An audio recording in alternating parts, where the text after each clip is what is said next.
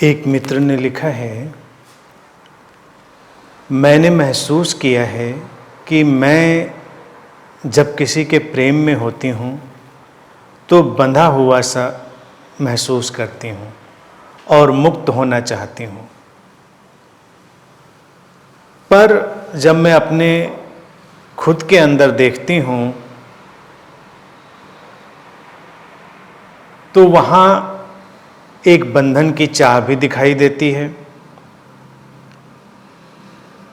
और इस प्रेम में भीतर कोई वासना नहीं है किसी प्रकार की। एक गहरा भाव है, लेकिन फिर भी ऐसा लगता है जैसे मैं सांस लेना चाहती, स्वतंत्रता पाना चाहती हूँ। ये बात समझ नहीं आती। लगता है कि यहाँ कुछ भी समझा नहीं जा सकता। बहुत अद्भुत है सब कुछ। कृपया इसे कुछ स्पष्ट करने का उपकार करें।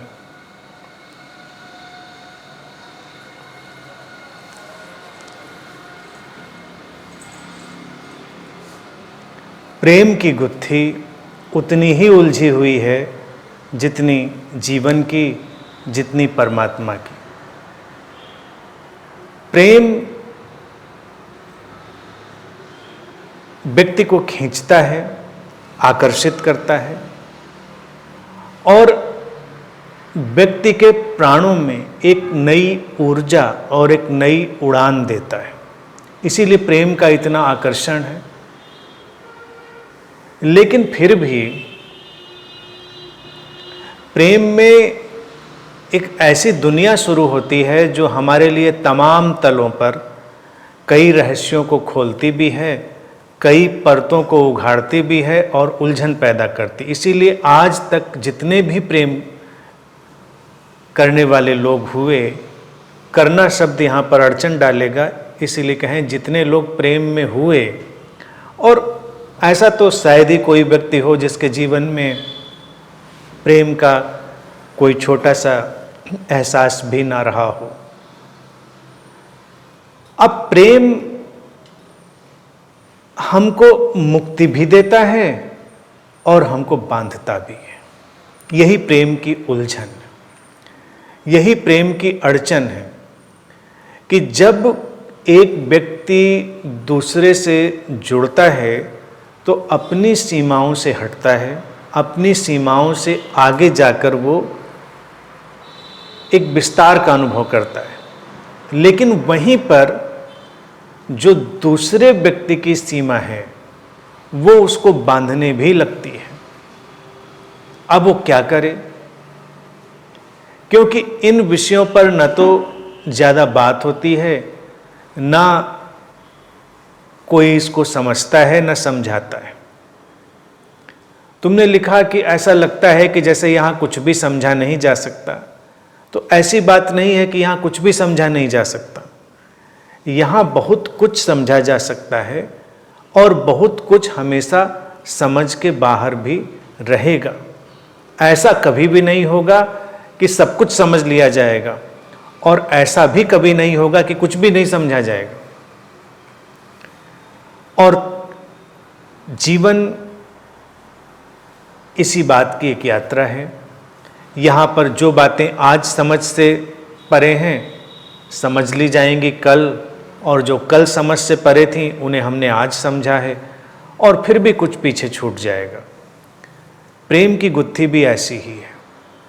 अगर उसको समझेंगे तो कोई अड़चन नहीं होगी, और फिर जो बंधने की भावना है उससे भी हमें आज़ादी मिलेगी। प्रेम, पहली चीज तो ये है कि वो घटता है, प्रेम कोई करता नहीं। प्रेम में लोग होते हैं, लेकिन प्रेम में किसी को डाला नहीं जा सकता। अब यहीं पर सारी गुत्थी उलझन की खड़ी हो जाती है कि एक तो पहले प्रेम घटा किसी शरीर मन में, किसी दूसरे शरीर मन के अंदर से जो प्रकट हो रही चेतना थी उसके प्रति, वो उसी के प्रति है, वो जीवन के प्रति प्रेम है। तुम यंत्र के प्रति प्रेम में नहीं होते। ये जो बॉडी माइंड है ये तो एक इंस्ट्रूमेंट है, और इंस्ट्रूमेंट के प्रेम में तो कोई नहीं होता। इसीलिए जीवन विदा और प्रेम विदा। अभी जीवन विदा हो जाए वही शरीर होगा यहाँ पर, लेकिन आप उससे भागना चाहेंगे, तब उस शरीर के साथ आप रहना नहीं चाहेंगे। लेकिन जब घटता है वो तो शरीर में ही घटता है, और शरीर होता है तो शरीर का इनकार भी तो नहीं हो सकता। उसका पूरा स्वीकार, शरीर का, मन का, और इस बात का भी स्वीकार कि ये घटना है, ये एक हैपनिंग है, इसमें तुम्हारा किया हुआ कुछ भी नहीं है। तो तुम जो उसका आनंद घट रहा है उसके साक्षी हो सकते हो। ये कहना भी कि उसका आनंद लो एक उलझन वाली बात है। आनंद लो क्या, आनंद आ ही रहा होता है। कोई व्यक्ति किसी बात से खुश है और उससे कहो कि खुशी मनाओ, वो क्या खुशी मनाए, वो खुश है। तुम दुखी व्यक्ति को कह सकते हो कि भाई दुख छोड़ो, खुशी मनाओ, विषाद से हटो, आनंद में आओ, क्योंकि वो विषाद में है। प्रेम तो आनंद की ही घटना है, वो आनंद को ही साथ में लाती है। तो ये कहा जाए कि तुम प्रेम का आनंद लो, ये भी एक नासमझी वाली बात होगी। तुम आनंद में हो, लेकिन ये आनंद भी घटा है। ये आनंद जो घटा है इसको तुमने पैदा नहीं किया। This is not your creation. अब जब ये बात नहीं समझी जाती है तो अड़चन आ जाती। व्यक्ति को लगता है कि अच्छा मैंने प्रेम किया, किसी ने मुझसे प्रेम किया। अब जब तुम्हारा ये इंडिविजुअल कर्ता, इंडिविजुअल डूअर, व्यक्तिगत कर्ता जब बीच में आएगा तो सब चीज़ गड्ढमड्ढ होगी। फिर तुम बांधोगे, बंधोगे, क्योंकि तुम्हें लगेगा कि व्यक्ति कुछ करता है और वो कुछ नहीं करता है। जो उसने किया था वो अब नहीं करता है, या उसको ऐसा करना चाहिए या वैसा नहीं करना चाहिए। और तमाम तरह का जो करना या ना करना है देखा जाए वो उसकी सामाजिक, शैक्षिक और उसकी जो शरीर मन की संरचना की यात्रा में बनी हुई व्यवस्थाएं और उनकी जो कंडीशनिंग्स, उनके जो पैटर्न रहे हैं, उन्हीं के अनुसार वो व्यवहार करेगा। जैसे कोई प्रेम घट जाए किसी के अंदर तो कोई व्यक्ति बड़े अलग किस्म का व्यवहार करेगा, कोई व्यक्ति दूसरे किस्म का व्यवहार करेगा। लेकिन इन सबके बीच में कॉमन थ्रेड भी होगा। एक ऐसी चीज़ भी होगी जो हमेशा एक जैसी होगी। वो तो तुम्हें पशु पक्षियों में भी वैसी ही मिल जाएगी। वो भी जब प्रेम में होते हैं तो उनका जो व्यवहार है उसमें भी एक खास चीज़ आती है, उसको भी तुम देख सकते हो। मनुष्यों के भीतर आएगी तो उनके भीतर भी वही खास चीज़ आएगी। लेकिन उस इंस्टिंक्टिव और नेचुरल बिहेवियर के अलावा जो सोशल बिहेवियर होगा और जो हमारा कल्चर्ड आउटपुट होगा वो सबका अलग अलग होगा। मैं तो एक व्यक्ति को जानता रहा हूं, जब वो बहुत प्रेम में होते थे तो गालियां बकने लगते थे। यार दोस्तों के बीच तो अभी भी ऐसा चलन है कि ज़्यादा मोहब्बत हो जाए तो एक दो गाली बोल लें तो ज़्यादा अच्छा उनको लगता है मोहब्बत गहरी है। कई संस्कृतियों में मैंने देखा कि अगर दोस्त लोग एक दूसरे को गाली वगैरह ना दें तो उनको लगता है कुछ मोहब्बत कम हो गई है, कुछ अड़चन आ गई है उनको। तो अब गाली का तो प्यार से कोई रिश्ता नहीं है, प्रेम से, लेकिन किन्हीं किन्हीं संस्कृतियों में है, कहीं कहीं चलन में है। भाव का अतिरेक, एक्सेस ऑफ इमोशन। तो क्या करे व्यक्ति? जैसे एक्सेस ऑफ इमोशन हो तो हम तमाम तरह के रिस्पॉन्स करते हैं। हम हंसने लगते हैं, हम रोने लगते हैं, कभी कोई गाने लग जाता है, कभी कोई नाचने लग जाता है। तमाम तरह के रिस्पॉन्स हो सकते हैं। अब प्रेम में हर कोई नाचेगा ऐसा तो है नहीं। अब कोई फिल्म देखता है तो लगता है लोग नाचते भी हैं। हाँ, नाच सकते हैं, ऐसा नहीं कि प्रेम में लोग बैठे ही रहेंगे। प्रेम में वो नृत्य बड़ा क्लासिकल नहीं होगा, सधा हुआ नहीं होगा, लेकिन जैसे पैरों में पंख लग जाते हैं, व्यक्ति उड़ना चाहता है, थिरकना चाहता है। गीत भी फूटते हैं, लेकिन वो बड़े छंद और लय में बंधे हुए जरूरी नहीं हो। तुम पक्षियों को सुनो, उनकी चहचहाहट, उनकी गुनगुनाहट, गीत ही तो गा रहे हैं। बच्चे भी अपनी जब किलकारियां भरते हैं तो उनके गीत ही तो हैं। उनकी लय, छंद, शब्द नहीं है, लेकिन कभी कभी हो भी सकते हैं। तो एनीथिंग इज पॉसिबल। लेकिन जैसे ही किसी को लगेगा कि ये सब करने वाला मैं हूँ या करने वाला दूसरा है, तो बंधन का एहसास होगा और फिर मुक्ति की छटपटाहट होगी। फिर तमाम तरह के जो सामाजिक उलझाव के विषय हैं वो खड़े होंगे। कोई कहेगा कि तुम प्रेम करो, तो कोई कहेगा ना करो, कोई कहेगा मुझे ही करो, कोई कहेगा इसे ही करो। अब व्यक्ति खींचा जाने लगेगा तमाम तरफ। किसको करे ना करे, करना तुम्हारे हाथ में था, तुम्हारे हाथ में रिमोट था। फिर तो तुम बहुत ही काबिल व्यक्ति हुए कि तुम रिमोट दबाते हो, प्रेम में आते हो, रिमोट बंद कर देते हो, प्रेम चला जाता है। ऐसा संभव नहीं है। तो है, नहीं है तो नहीं है। प्रेम जीवन की तरह होता है तो होता है, नहीं होता तो नहीं होता। तुम कुछ नहीं कर सकते। इसीलिए दो लोगों के बीच प्रेम घट जाए, तुमने तमाम किस्से भी सुने होंगे। दो लोगों का उदाहरण इसलिए मैं बार बार दे रहा हूं क्योंकि प्रश्न में भी वही बात है। समाज अड़चन डाल ले, लोग अड़चन डाल लें, तुम उनको कैद कर दो, मिलने ना दो, लेकिन प्रेम फिर भी रहता है। प्रेम खत्म नहीं होता। तमामों साहित्य भरा पड़ा है ऐसे दृष्टांतों से, ऐसी कहानियों से, जब लोग प्रेम में आए और किसी ने तो बस किसी की एक झलक देखी और प्रेम में डूब गया, प्रेम घट गया और वो झलक ही जीवन भर उसको चलाती रही। तो ये तो संभव नहीं है कि तुम उसको रोक सको। वो एक बहती हुई नदी की तरह है। बीच में चट्टान डाल दो, वो किनारे से बह जाएगा, आसपास से बह जाएगा। तुम पूरी तरह चट्टानें डालकर रोक दो तो लंबे समय में चट्टानें भी टूट सकती हैं या पानी अपना कोई रास्ता बना लेगा। प्रेम ऐसी ही बहती हुई एक धारा है, तो उसको रोकना संभव नहीं है। और जब व्यक्ति रोकने की प्रयास या उसको करने के प्रयासों में आता है, तभी उसको ये घुटन का एहसास होता है। उसको लगता है कि मुझे सांस लेनी है, मुझको एक बेचैनी अनुभव हो रही है, मुझको एक कैद अनुभव हो रही है। कैद कहीं नहीं है, वो एक कंटेनर में घटी हुई घटना थी। लेकिन जब तुम्हारा ध्यान कंटेनर पे चला जाता है तो तुमको लगता है कैद। जैसे तुम एक प्याला चाय भी अगर पीना चाह रहे हो, पानी भी पीना चाह रहे हो, तुमको उसको कप में डालना, अपने प्याले में डालना है।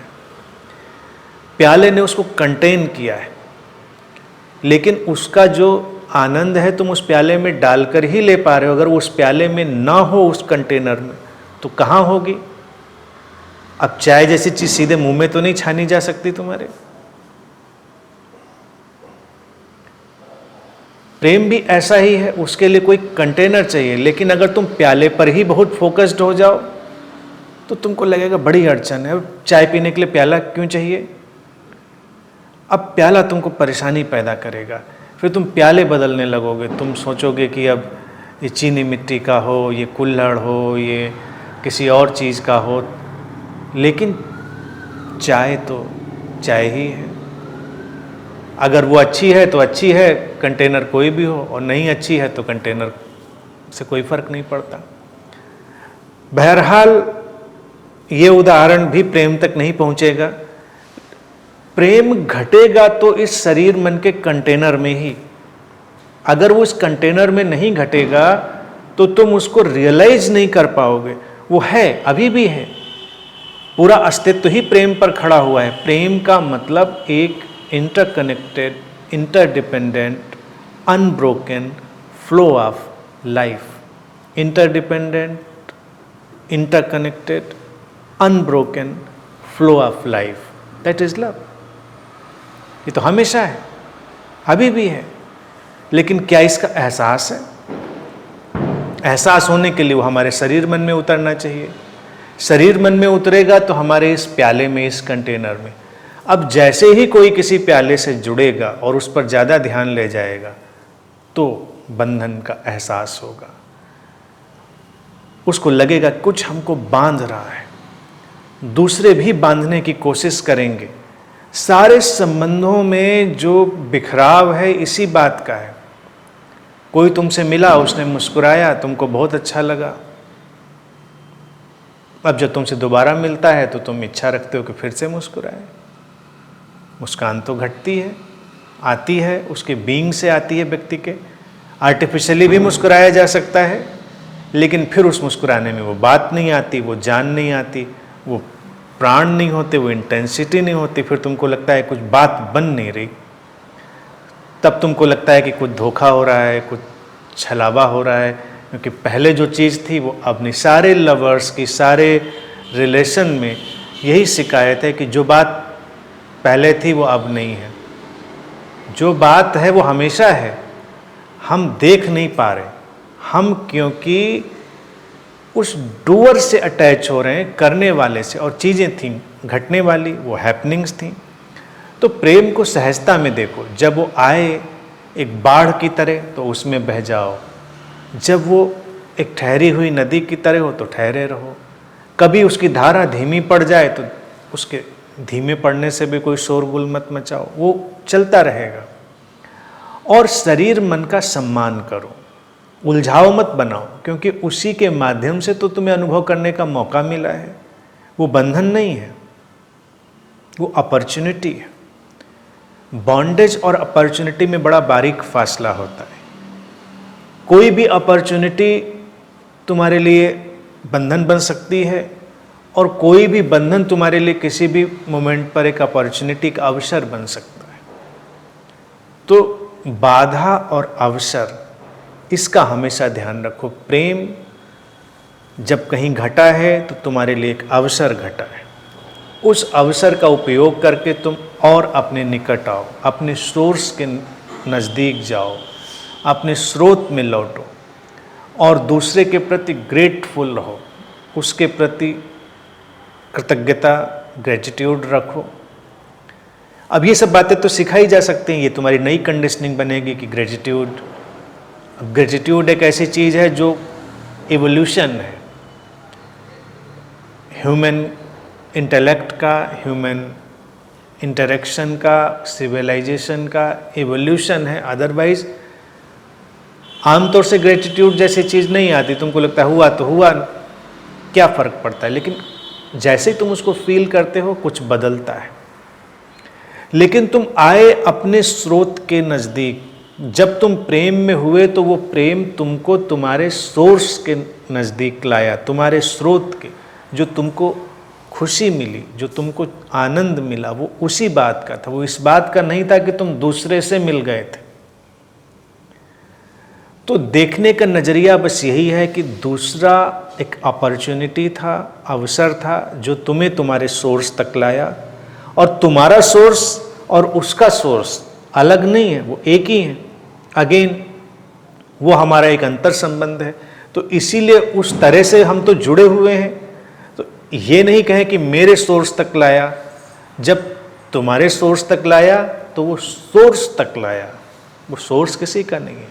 तुमने रियलाइज किया तो तुम ग्रेटिट्यूड अनुभव करोगे, तब तुम्हारा प्रेम और बढ़ेगा, तुम्हारे अंदर और गहरा भाव आएगा।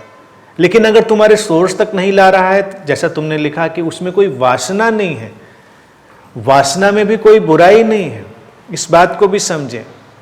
वासना तमाम तरह की होती है। जैसे वासना शब्द ही आ जाए तो लोगों को पहला ख्याल सेक्सुअल काम वासना का ही आता है, लेकिन वासना का अर्थ होता है पैशन, डिजायर्स। डिजायर्स बॉडीली भी होती हैं और मेंटल भी होती हैं। मानसिक तल की वासनाएं और शरीर के तल की वासनाएं। शरीर के तल की वासना केवल काम वासना नहीं है, जितने भी शरीर से संबंधित क्रियाकलाप हैं सब उसी वासना में आते हैं। और मन से संबंधित जितने भी क्रियाकलाप हैं वो सब मन के तल की वासना से आते हैं। यानी कि तुम बात करना चाहोगे, तुम सुनना चाहोगे, तुम तमाम तरह की अपने अंदर कल्पनाओं की गति देखोगे, उनकी उड़ान देखोगे, सब मन में पैदा हुई वासनाएं अच्छी हैं। प्रेम जब मन में वासना पैदा करता है तो तमाम तरह का सृजन, क्रिएशन पैदा होता है। तुम देखो ये गीत, संगीत, नृत्य और तमाम तरह का आविष्कार, ये सब मन में पैदा हुई वासनाएं।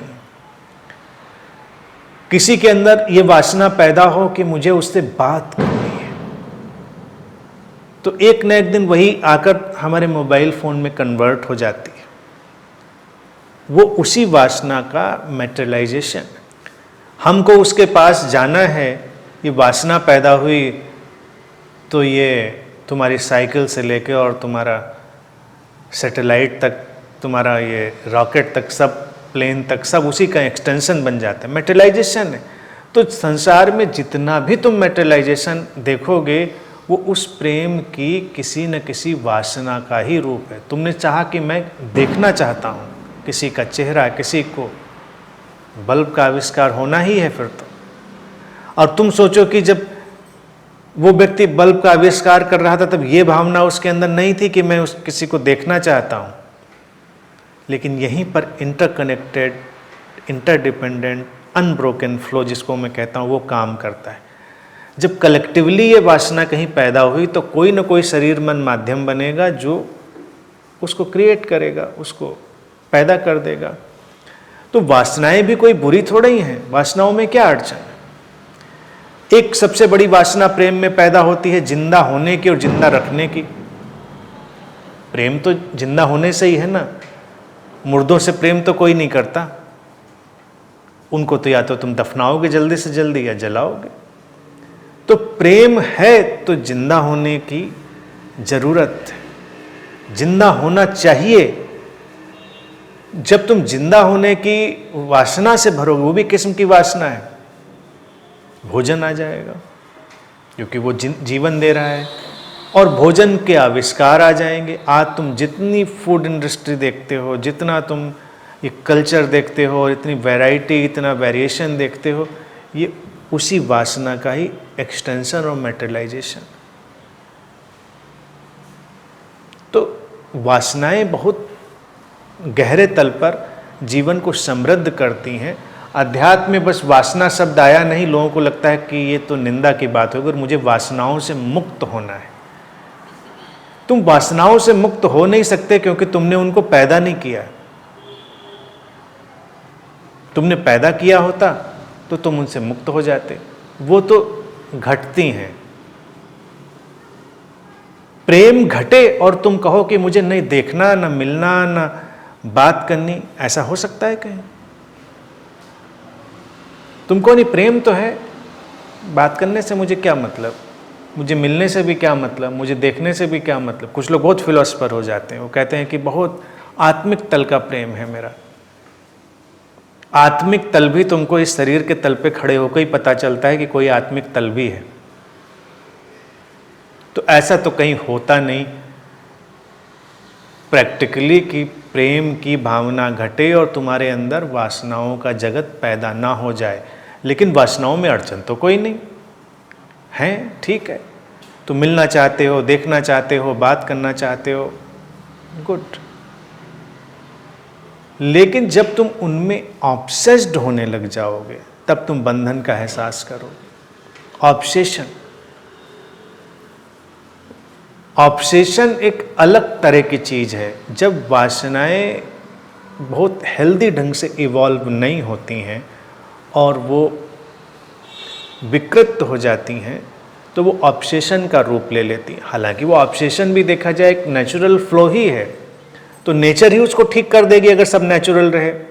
लेकिन उसके लिए हम आज विज्ञान भी जानते हैं, मनोविज्ञान भी जानते हैं, तमाम चीज़ें जानते हैं ठीक करने, ऑब्सेशन को ठीक करने के लिए। तुम भोजन की बात अगर देखो, तुम्हें भूख लगी है और तुम भोजन ना करो तो भोजन की जो वृत्ति है वो ऑब्सेस्ड हो जाएगी और तो हमेशा उसी के बारे में सोचते रहोगे। वो तुम्हारे लिए बंधन बन जाएगा। तुमको लगेगा कि खाने ने तुमको बांध लिया है, तुम खाने से हटना चाहते हो। लेकिन अगर तुमको भूख लगी थी और भोजन उपलब्ध है, तुम उसको खा लेते हो तो तुम मुक्त हो, फिर तुम बंधन का एहसास नहीं करते। तो इस ड्यूअल नेचर को पहले तो समझो, इस ड्यूअलिटी के नेचर को समझो। प्रेम का यही सबसे बड़ा उलझाव है, गुत्थी है, और वही उसका मैकेनिज्म है।